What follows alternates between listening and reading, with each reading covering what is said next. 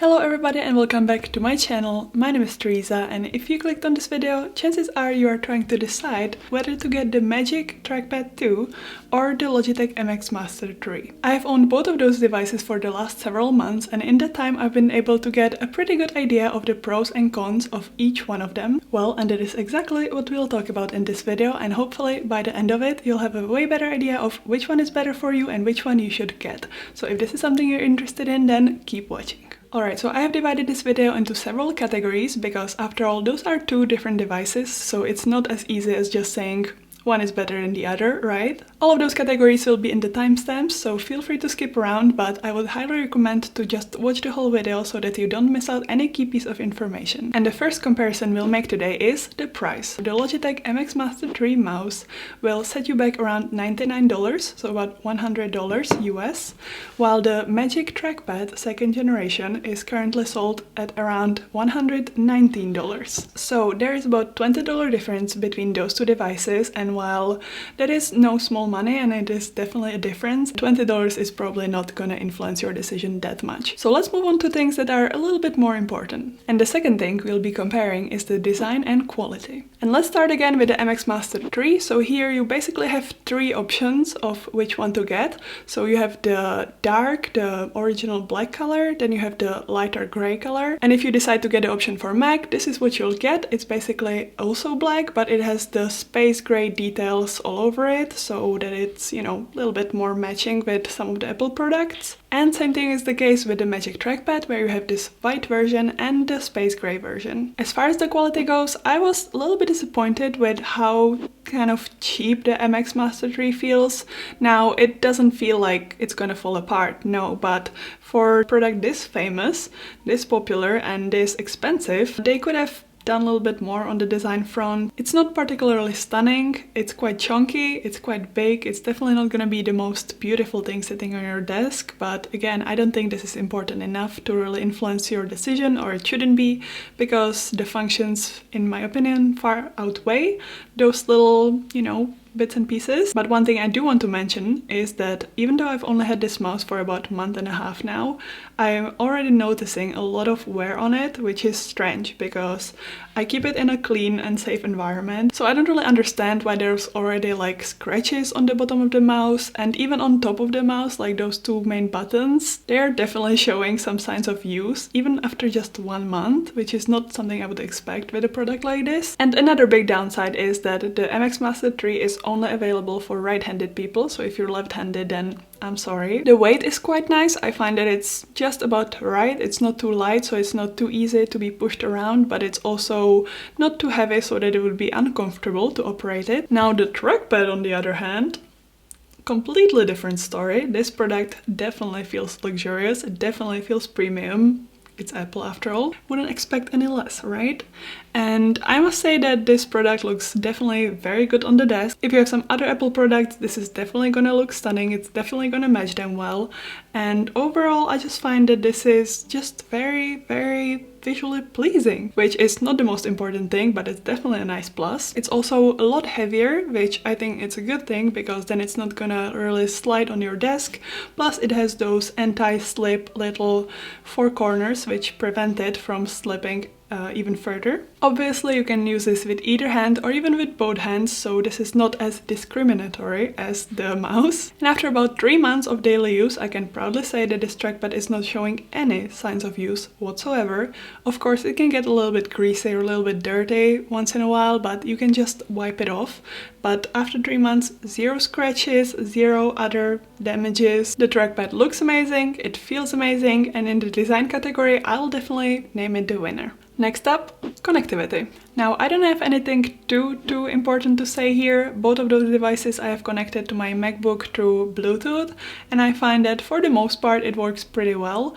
I will say, however, that the MX Master 3 sometimes lags a little bit when I just activate my computer from sleep. So there will sometimes be like half a second to 2 second delay before it, you know, probably reconnects to the MacBook and starts working.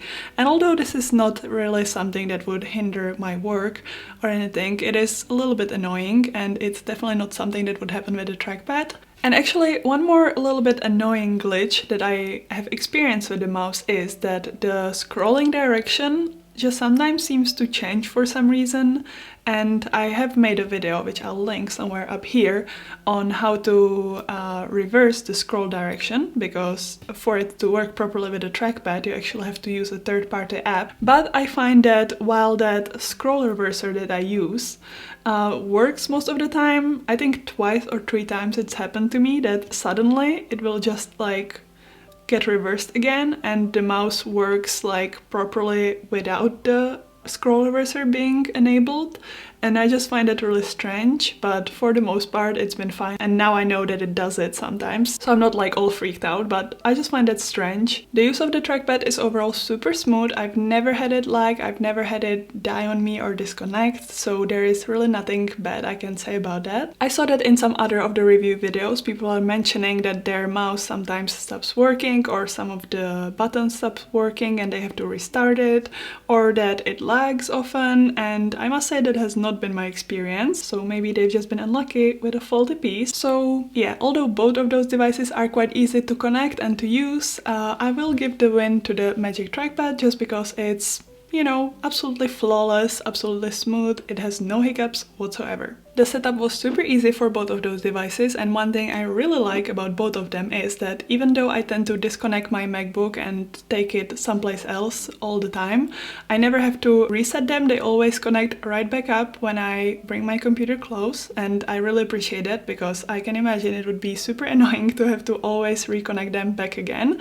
So for both of those devices, that's a huge plus. Next up we have battery life and charging. So the MX Master 3 is charged through USB-C here in the front, so yes, you can use it while you're charging it, even though I find that people just seem to be weirdly obsessed with whether you can charge the mouse when you're using it or not, even though you can literally plug it on the charger, go to the toilet, come back, and by the time you come back it's charged for like 10 hours of use. So why should it be a deciding factor? I don't know. But anyway, I'm getting sidetracked. Logitech claims that the fully charged mouse can last up to 70 days, which is honestly quite crazy because that's about 2 months of use, so the battery life, amazing. And the Magic Trackpad is charged through Lightning port here in the back of it, and Apple claims that for full charge you get about 30 days of use out of it. Which one is better? Well, I think it's personal preference. A lot of people were praising the MX Master 3 for having USB-C, while I personally find that I much prefer the Lightning because that's the same cable I charge my phone with, so it's much easier for me. So as far as the winner of this category goes, then yes, we do have to give it to the MX Master 3 just because the battery life is about twice as long as the Magic Trackpad 2. Now let's move on to the good stuff. Let's move on to the ergonomics, because obviously those are two different devices which are, you know, used a little bit differently, so let's talk a bit about that. In my opinion, there are about 2 important things that you should consider when choosing between those two. And first one is which part of your body actually does the movement. So with the mouse, I mean, obviously, the movement really comes from your whole arm. So from the wrist, from the forearm, from the whole arm. So you'll be physically moving your arm to move around the mouse, to move around the cursor.